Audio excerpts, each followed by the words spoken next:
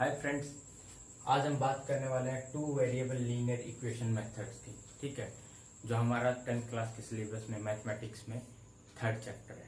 ठीक है, तो उसके बारे में हम बात करेंगे।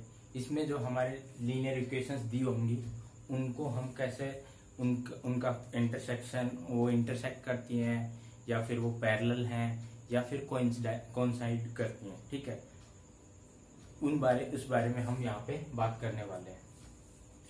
तो बेसिकली हमारे पास डिफरेंट काइंड के मेथड्स हैं जिससे हम पता कर सकते हैं कि ये इंटरसेक्ट करने वाली हैं या कोइंसाइड करेंगी या फिर पैरेलल होंगी। तो पहला हमारा मेथड होगा आज के लिए, पहला मेथड है finding lines using graphical method से हम इस चीज को कैसे फाइंड कर सकते हैं कि ये लाइन इंटरसेक्टिंग है या पैरेलल है या फिर कोइंसाइड करेगी। ठीक है, तो अब हम ये यहाँ पे आसानी से बहुत ही सिंपल तरीके से ग्राफिकल मेथड, पहला मेथड जो यूज करने वाला हूं मैं, तो पहला मेथड होगा finding nature of lines using graphical method. ठीक है, तो ग्राफिकल मेथड में पहले हमारे पास कोई भी दो इक्वेशन दी होंगी, उनका हम ग्राफ के ऊपर रिप्रेजेंट करेंगे कि किस उसको हम प्लॉट करेंगे ग्राफ के ऊपर। फिर उसके बाद वो जो उनका जो लाइन और स्लोप्स वगैरह आएंगी तो उससे पता चलेगा कि ये एक दूसरे को इंटरसेक्ट कर रही है या फिर एक दूसरे के कोइंसाइड है या फिर एक दूसरे के पैरेलल में है। ठीक है, तो मेरे पास इसके बेसिस पे एक क्वेश्चन है जिससे आप समझ पाएंगे कि किस तरीके से हम ग्राफिकल मेथड को यूज करेंगे। ठीक है, तो क्वेश्चन मेरे पास है 2y x plus 2y minus 4 equal to 0। दूसरी लाइन की इक्वेशन क्या है? 2x plus 4y minus 12 equal to 0। तो ये हमारे पास दो इक्वेशन है या दो लाइंस की इक्वेशन बोल सकते हैं इसको। तो इनको मैं अब ग्राफ पे रिप्रेजेंट करने वाला हूँ। ठीक है, तो ग्राफ के रिप्रेजेंट करने के लिए मेरे पास कुछ वैल्यूज पे मैं चेक करूंगा कि ये लाइन किस किस पॉइंट पे सेटिस्फाई करती है। ठीक है, तो मैंने एक बॉक्स बना लिया, ये मेरे पास बॉक्स है। ठीक है, ये x जिसमें हम x की वैल्यूज पुट करेंगे, दूसरा y की वैल्यू हमारे पास निकल के आएंगे। जैसे x equal to x plus 2y minus 4 equal to 0। ठीक है, तो अब y की टर्म में इसको मैं चेंज करने वाला हूँ। 2y equal to plus 4 minus x, y equal to 4 minus x divide by 2। ठीक है, तो ये हमारी y की फॉर्म में आ गई। तो इसको यहाँ पे मैं, ये x है ये y है, तो 4 माइनस x डिवाइड बाई 2। ठीक है, अब मैं इस इक्वेशन में x की जगह 0 पुट करता हूँ। मान लीजिए मैंने 0 पुट किया तो y क्या आता है हमारा? x में 0 पुट किया तो 2/4 आ गया, y आ गया 2। अगर x की जगह मैं 4 पुट करता हूँ, 4 पुट किया तो y हमारा क्या आ जाएगा? 4 माइनस 4 डिवाइड बाई 2। 4 माइनस 4 0 होता है, तो 0 डिवाइड बाई 2 0। तो इस तरीके से हमारे पास इस लाइन के दो पॉइंट्स आ गए, 0,2 एंड 4,0। ठीक है, ऐसे ही सेकेंड लाइन के मैं पॉइंट्स निकालना चाह रहा हूँ। तो ये हमारे पास सेकेंड लाइन के पॉइंट्स के लिए मैंने एक और बॉक्स बना लिया जिसमें x थोड़ा बड़ा बना लेते हैं। ठीक है, x और ये y के लिए, y का क्या आएगा देखते हैं अभी। तो ये इक्वेशन क्या है हमारे पास? 2x plus 4y minus 12 equal to 0। ठीक है, 4y equal to plus 12 minus 2x divide by ये 4 इधर डिवाइड कर दूंगा तो ये आ जाएगा 12 माइनस 2x अपॉन 4। ठीक है, तो ये y की टर्म क्या आ गई 12 माइनस 2x डिवाइड बाई 4। ठीक है, अब मैं पॉइंट्स निकालने जा रहा हूं। एक बार के लिए कोई भी रैंडम पॉइंट हम यूज कर सकते हैं। तो रैंडम पॉइंट मैंने पहले 0 लिया, x अगर मैंने 0 लिया तो x को मैंने यहां पुट किया, x ये सारा टर्म 0 हो गया, तो 12/4 इक्वल टू 3। ठीक है, अब मैं y की टर्म 0 ले लेता हूं, तो y अगर 0 लेता हूं, y 0 हो गया तो ये सब 0, तो 12 माइनस 12 माइनस 2x, क्योंकि ये उस तरफ जाएगा तो ये, तो 12/2 इक्वल टू या 6, x इक्वल टू 6। तो x हमारे पास दूसरी लाइन के पॉइंट्स क्या मिल गए 0,3 एंड 6,0। अब मैं इसको यहाँ पे प्लॉट करने वाला हूँ। ठीक है, ये हमारा ग्राफ है, ये 0 1 1 2 3 4 5 6 7 8। यहाँ पे हमारे पास इतनी ज्यादा टर्म्स है नहीं जो जिस वजह से अपने को बड़ा बनाना पड़े। 1 2 3 4 5 6। ठीक है, तो अब पहली लाइन की इक्वेशन के लिए 0,2 तो 0x0 ये रहा, y2 तो ये वाला पॉइंट। ठीक है, 4,0 x4 आ रहा है, x हमारा क्या है 4, x4 आ गया, y0 तो ये वाला पॉइंट। ठीक है, तो इन दोनों पॉइंट से मिलने वाली रेखा क्या होगी या लाइन क्या होगी, इक्वेशन लाइन क्या होगी x plus 2y minus 4 equal to 0। तो अब मैंने इन दोनों पॉइंट्स को इस तरीके से मिला दिया। इस लाइन की इक्वेशन क्या है 2x नहीं, ये क्या है x plus 2y minus 4 equal to 0। अब दूसरी लाइन के पॉइंट क्या है 0,3 x 0 y 3 तो ये हो गया 3। ठीक है, x 6 x हमारा है 6 y 0 तो ये दोनों को मिलाने वाली रेखा या लाइन ये हो गई। तो आप देख पा रहे हैं ये दोनों एक दूसरे के पैरेलल लग रही है अपने को, क्या एक दूसरे के पैरेलल।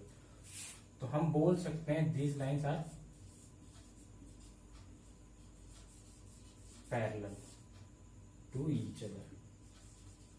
ठीक है, इसी तरीके से हमको अभी कोई भी क्वेश्चन होगा उसमें क्या करना है, हमें पता करना है, ग्राफ बनाना है। पहले सिंपली पॉइंट्स रख के चेक करके 0 रख के, या y को एक बार y को 0 रख लिया, एक बार x को 0 रख लिया, फिर दूसरे के टर्म में हमें इक्वेशन पता चल जाएंगी और उसका हम आंसर निकाल लेंगे। ठीक है, तो इसी तरीके से इसके बाद पॉइंट्स मिलने के बाद हमने इसको ग्राफ पे रिप्रेजेंट कर दिया, प्लॉट कर दिया। तो लाइन इंटरसेक्ट नहीं कर रही, हमें पता है, कोइंसाइड भी नहीं कर रही, तो पैरेलल है एक दूसरे के, तो these lines are parallel to each other. ये हमारा पहला बेसिक मेथड है जो ग्राफिकल मेथड है, जो हमें एग्जाम पॉइंट ऑफ व्यू से बहुत काम में आएगा। ठीक है, तो अभी ये हमारा ग्राफिकल मेथड हो गया। अब दूसरे मेथड की बात करते हैं विदाउट ग्राफिकल मेथड।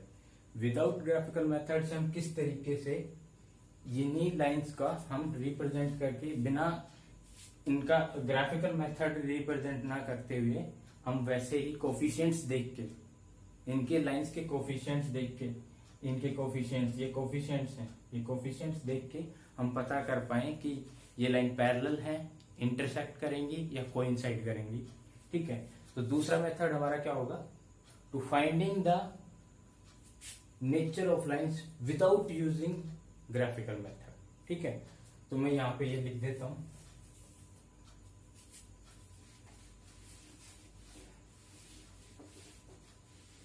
तो बहुत आसान है, बहुत आसानी से आप इस चीज को एग्जाम के लिए प्रिपेयर कर सकते हैं। ठीक है, तो अभी हमारा क्या होगा, finding nature of lines without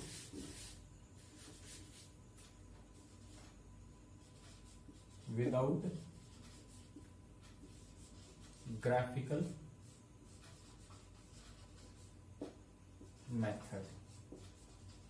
ठीक है, विदाउट ग्राफिकल मेथड, हम इसमें ग्राफिकल मेथड यूज नहीं करेंगे। तो इसमें मैं तीनों के कोफिशिएंट्स को रिप्रेजेंट करते हुए मैं आपको दिखाऊंगा कि ये लाइन इंटरसेक्टिंग है, ये लाइन पैरेलल है, ये कोइंसाइड करनी है। ठीक है, कोइंसाइड का बेसिक मीनिंग क्या होता है कि वो लाइंस जो एक दूसरे के ऊपर हो, एक दूसरे के ऊपर, तो उस चीज को कोइंसाइड बोलते हैं। तो कुछ लोगों को कोइंसाइड का मीनिंग नहीं पता हो, तो बेसिक मीनिंग यही है कि एक दूसरे के ऊपर आना। ठीक है, तो अभी मैं बहुत सारे लिखने वाला हूँ इक्वेशंस, उनसे हम पता करेंगे कि ये दोनों लाइंस कोफिशिएंट्स कंपेयर करेंगे और फिर पता करेंगे कि ये दोनों लाइंस पैरेलल है, इंटरसेक्टिंग है या कोइंसाइड है। ठीक है, तो मैं इक्वेशंस लिख देता हूँ। तो पहला पेयर हमारे पास इक्वेशंस का 2x minus 2y equal to 0, 3x plus 4y minus 20 equal to 0। Second pair 2x plus 3y minus 9 equal to 0। अगला pair 4x plus 6y minus 18 equal to 0। Third pair है हमारे पास x plus 2y minus 4 equal to 0, 2x plus 4y minus 12 equal to 0। ठीक है, ये pairs है हमारे पास। अब इनके मैं कोफिशिएंट्स चेक करता हूँ। जैसे फर्स्ट कोफिशिएंट, हमारी बेसिक इक्वेशंस की जनरल फॉर्म क्या होती है, a1x plus b1y plus c1 equal to 0। अगर मैं दूसरी इसी लिखूं तो a2x plus b2y plus c2 equal to 0। ठीक है, तो यहीं पे मैं coefficient a1 by a2, b1 by b2, c1 by c2। ठीक है, तो सीधा सीधा a1 by a2 1 by 3, 2 by 4, 1 by 2, b1 by b2 minus 2 1 by 4, 3 by 6, 2 by 4। 2 by 4 को 1 बाई 2 भी लिख सकते हैं, इसको भी 1 बाई 2, 3 बाई 6 1 बाई 2। ठीक है, अब c1 0 divide by minus 20 minus 9 by 18 equal minus 18 equal to 1 by 2। ठीक है, अगला c1 minus 4 divide by minus 12 1 by 3। ठीक है, अब मैं कोफिशिएंट्स के बारे में बात करता हूँ। तो अगर ये कोफिशिएंट्स देखें तो यहाँ पे a1 by a2 equal to b1 by b2 equal to c1 by c2 हो रहा है, 1 by 2 1 by 2 1 by 2। This means these are the parallel lines. ये लाइन पैरेलल होंगी। यहाँ पे a1 by a2 b1 by b2 c1 by c2। तो यहाँ पे b1 by b2 not equal to c1 by c2। तो ये पैरेलल लाइंस तो हो नहीं सकती। यहाँ पे देखते हैं a1 by a2 b1 by b2 c1 by c2 not equal to. यहाँ पे b1 by b2 not equal to c1 by c2, right. तो यहाँ पे ये intersecting, when a1 by a2 and not equal to b1 by b2, then line are intersecting. ठीक है, when a1 by a2 and b1 by b2 are equal but c1 by c2 are not equal, then these are line coincide in nature. ठीक है, अब बात करते हैं number of solutions की। Parallel lines कभी भी मीट नहीं करती हैं तो इनके सॉल्यूशंस क्या होंगे, मतलब इनफाइनाइट मतलब नो सॉल्यूशंस, इनफाइनाइट सॉल्यूशन नहीं है, नो सॉल्यूशन।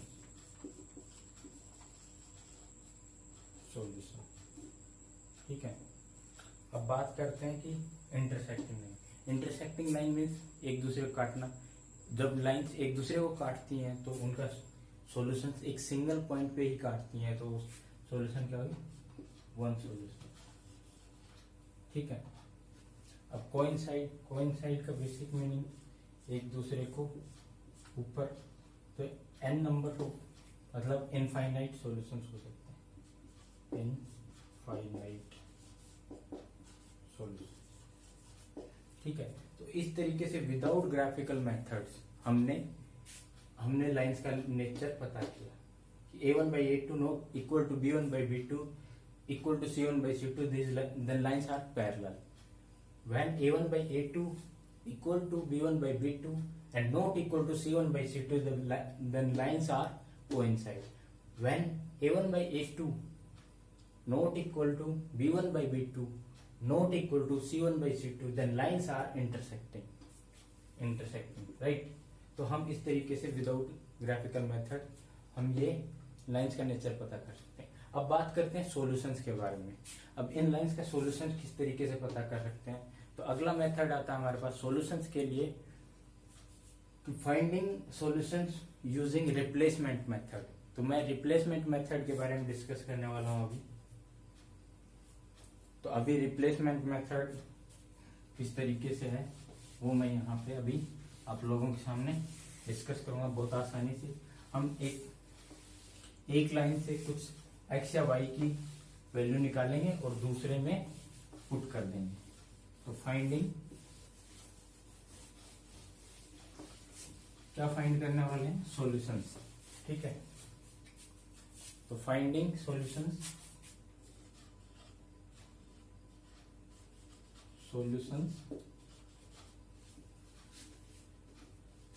मैं दूसरा मार्कर यूज कर लेता हूं। Where is my second marker,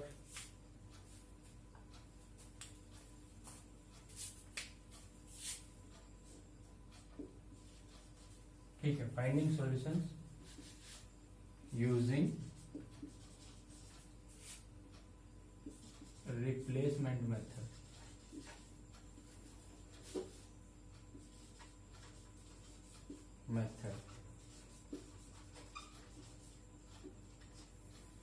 ठीक है, रिप्लेसमेंट मेथड की बात करते हैं।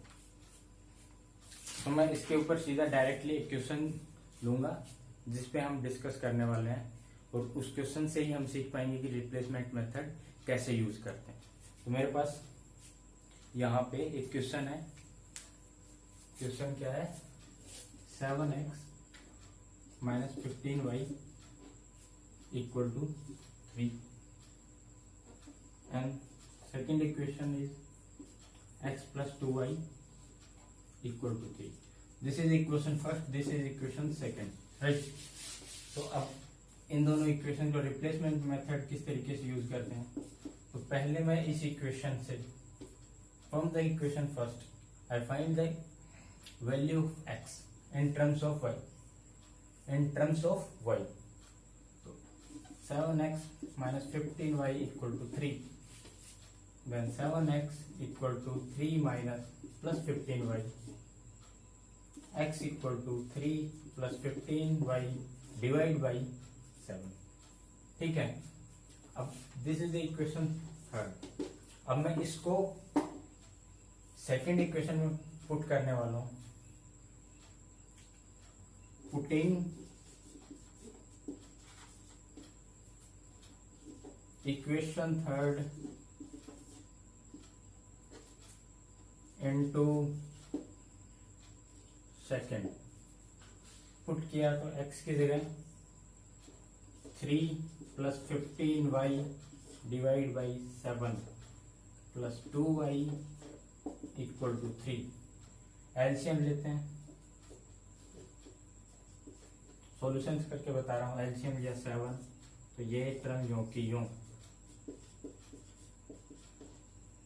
इसका multiply 14y equal to 3। This implies that 3 plus 29y equal to 21, 21, ठीक है। 21 माइनस 3 इज इक्वल टू 19, तो y equal to 19 divide by 29। तो हमारे पास y की वैल्यू क्या आ गई 19/29, ठीक है। तो इस तरीके से हम रिप्लेसमेंट मेथड यूज करते हैं क्वेश्चंस में जब सॉल्यूशन फाइंड करने। तो हमारी y की वैल्यू आ गई 19/29। अब y की वैल्यू मैं किसी भी इक्वेशन फर्स्ट में पुट कर सकता हूँ, इक्वेशन सेकंड में भी पुट कर सकता हूँ और इक्वेशन थर्ड में भी, तो मेरे पास y की वैल्यू आ जाएगी। तो मैं डायरेक्टली y की वैल्यू आप लोगों के लिए कैलकुलेट करने के लिए छोड़ देता हूँ। y की वैल्यू वैसे y की वैल्यू तो 19/29 है, लेकिन x की वैल्यू हम इस तरीके से फाइंड कर सकते हैं। तो x की वैल्यू क्या होगी, x की वैल्यू होगी 49 डिवाइड बाई 29, 49 डिवाइड बाई 29। ये आप लोगों के लिए कैलकुलेट के लिए छोड़ दिया है, मैंने डायरेक्ट आंसर लिख दिया है, ठीक है। तो ये हमारा हो गया रिप्लेसमेंट मेथड। अब सॉल्यूशन फाइंड करने हमें यूजिंग एलिमिनेशन मेथड। अब एलिमिनेशन मेथड का यूज करते हुए हम सॉल्यूशन फाइंड करेंगे। तो अगला मेरा टॉपिक होगा finding solution using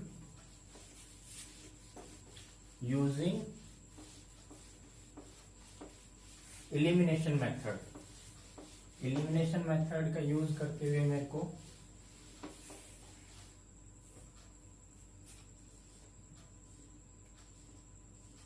elimination method, कौन सा मेथड है एलिमिनेशन। एलिमिनेशन मतलब किसी भी एक टर्म को हम एलिमिनेट कर देंगे, या तो y की टर्म को हम खत्म कर देंगे इक्वेशंस का यूज करते हुए, या फिर x की टर्म्स का एलिमिनेशन कर देंगे, मींस खत्म कर देंगे। तो मेरे पास फिर से एक इक्वेशन है, दो इक्वेशंस हैं, उनके बेसिस पे हम इसको सोल्व करना सीखेंगे कि एलिमिनेशन मेथड होता क्या है, ठीक है। तो मेरे पास इक्वेशन है 9x minus 4y equal to 200। ये क्या है 7x minus 3y equal to 200। Equation first, this is equation second. तो अब बात करते हैं कि एलिमिनेशन मेथड कैसे होगा। एलिमिनेशन का मतलब सीधा सा ये है कि जैसे यहाँ पे 9x है और यहाँ पे 7x, तो अगर मैं इन दोनों को सेम कर दूं, मतलब किसी भी तरीके से मैं इन दोनों को या तो 15x बना दूं, दोनों 15x हों, या फिर 29x हों, या फिर 63x हों, तो ये एक दूसरे को एलिमिनेट कर देंगे, काट सकते हैं, माइनस कर सकते हैं, तो फिर ये 0 हो जाएगा। तो इस तरीके से एलिमिनेट करना है, और मेरे को किस तरीके से इन दोनों को इक्वल करके मेरे को दोनों को इक्वल बनाना है। यही चीज मैं y के साथ भी कर सकता हूँ कि मैं y के कोफिशिएंट्स को इक्वल कर दूं, किसी भी तरीके से y के कोफिशिएंट को इक्वल कर दूं। अब इक्वल करने का मेथड क्या होगा हमारे पास, इक्वल कर देने का मेथड क्या होगा, हम उसमें या तो किसी भी नंबर से मल्टीप्लाई करते हैं या फिर किसी भी नंबर से डिवीजन करते हैं। तो इस तरीके से हम इक्वल करेंगे। तो अब मैं यहाँ पे अब मैं इक्वल करने वाला हूँ x को। किसको इक्वल करने वाला हूँ, x को। x को इक्वल करना मेरे लिए आसान होएगा, या फिर मैं y को करूं, इसमें मेरे को x की बजाय y को इक्वल करना आसान होगा, क्योंकि मैं 4 इंटू 3 करूंगा तो -12y, और इसको मैं मल्टीप्लाई कर दूंगा 4 से, ये भी 12 बन जाएगा, ये भी 12, इसको 3 से मल्टीप्लाई कर दूंगा और इसको कर दूंगा 4 से, तो 12y -12y दोनों बन जाएंगे, तो एलिमिनेट हो जाएगा। ठीक है, तो आसानी, जो चीज आसानी से मेरे पास हो पा रही है वो उस चीज को मैं प्रिफर करने वाला हूं। तो मल्टीप्लाई कर देते हैं,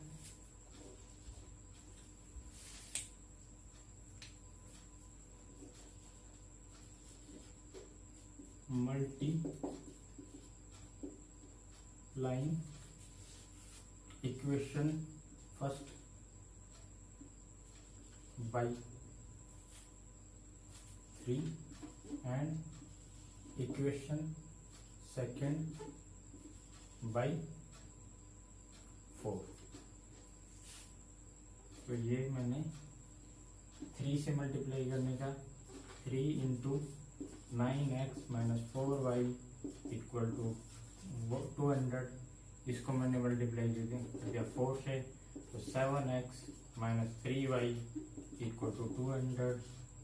ठीक है, दिस इम्प्लाइज नोट ये 27x -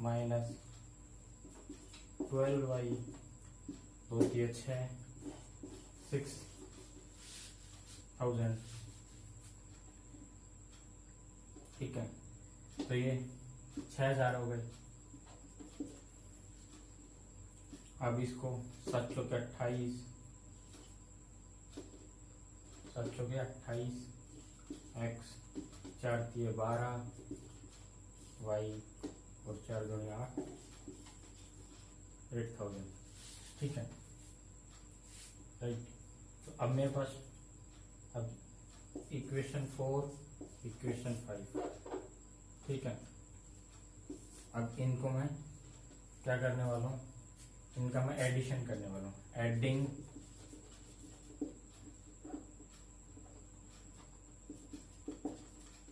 एडिशन करने वाला हूँ 4 एंड 5। ऐड करने का सिंपल सा तरीका है, नीचे वाली टर्म्स के साइन चेंज होंगे, ये प्लस की चीज है तो ये माइनस हो जाएगा, ये 12 माइनस का है तो ये प्लस का हो जाएगा, ये प्लस का है तो ये माइनस का हो जाएगा, तो ये एक दूसरे को काट देंगे, ये माइनस का x हो गया, -28x plus 27x equal to -x। 8000 में से 6000 गए तो माइनस के 2000, तो x आ गया 2000, ये आ गया आंसर। अब x 2000 पुट कर दोगे तो आपके पास y मिल जाएगा, x आप 2000 पुट करते ही आपको y मिल जाएगा। ये आपके लिए मैं छोड़ रहा हूँ, इसको आप खुद कैलकुलेट करें। तो ये हमारा हो गया एलिमिनेशन मेथड, राइट। अब अगला बात करते हैं हम cross multiplication method. Cross multiplication method में क्या होगा, हमारे पास वही 2 इक्वेशंस दी हुई होंगी, उन्हीं 2 इक्वेशंस का यूज करते हुए हमको जो सॉल्यूशंस निकालते हैं, उन्हीं 2 इक्वेशंस का क्रॉस मल्टीप्लिकेशन मेथड से हमें सॉल्यूशन निकालना है। ठीक है, तो इसमें मैं आपको बेसिकली बताने क्या जा रहा हूँ, इसमें जो फॉर्मूला जो यूज होता है वो बताने जा रहा हूँ कि किस तरीके से हम क्रॉस मल्टीप्लिकेशन कोफिशिएंट्स का क्रॉस मल्टीप्लिकेशन कैसे करेंगे। ठीक है, तो अभी अब बात करते हैं हम क्रॉस मल्टीप्लिकेशन मेथड। तो finding the solutions using cross multiplication method. कौन सा मेथड? Cross multiplication method. तो शायद अभी तक चीजें समझ में आ रही होंगी, बहुत ही आसानी से मैंने चीजें को डिस्कस करने की कोशिश की है। Finding solutions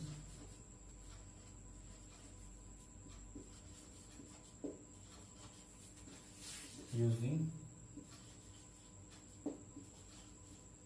cross multiplication, cross multiplication.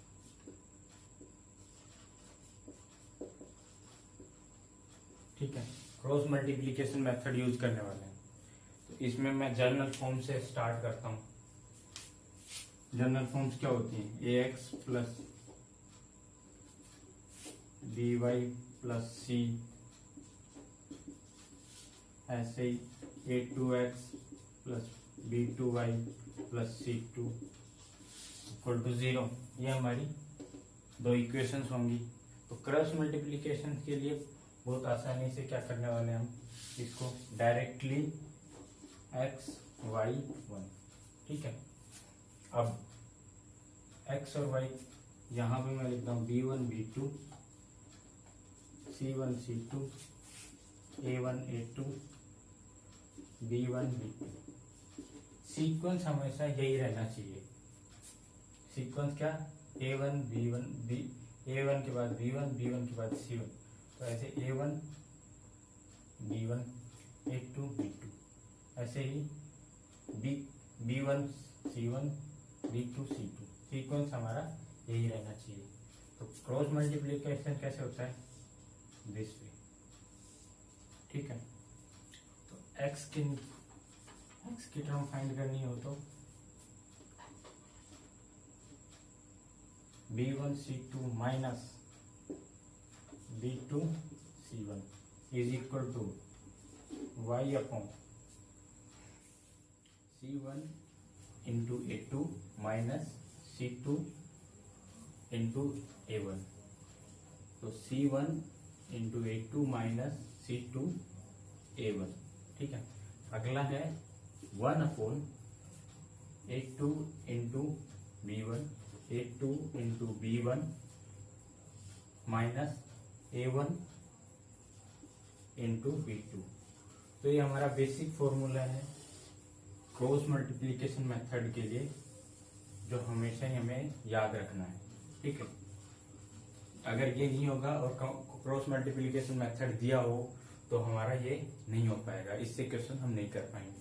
अब बेसिक बात ये है कि ये कोफिशिएंट्स हैं इनके, तो ये कोफिशिएंट्स किस तरीके से यूज करते हैं इनको? सिर्फ कोफिशिएंट्स आप b1 है तो b1 आप यहाँ पे यूज करेंगे, c2 है तो c2 यहाँ पे होगा, वो हो सकता है 0 भी हो तो ये यहाँ पे यूज करेंगे। तो इस तरीके से हम यूज कर सकते हैं। अब बात आती है कि एग्जाम्पल की बात करें तो एग्जाम्पल देखो, मैं सिंपल सा एग्जाम्पल x1 इन कोफिशिएंट्स का जो कांस्टेंट आएगी टर्म, जैसे कि x अपॉन 5 आ गया, इनका कुछ मल्टीप्लीकेशन और एडिशन करके 5 आ गया। ठीक है, इक्वल टू y अपॉन इनका कुछ कोफिशिएंट आ गया 3 और इनका 1 अपॉन आ गया 2। ठीक है, तो कुछ इस तरीके का बनेगा।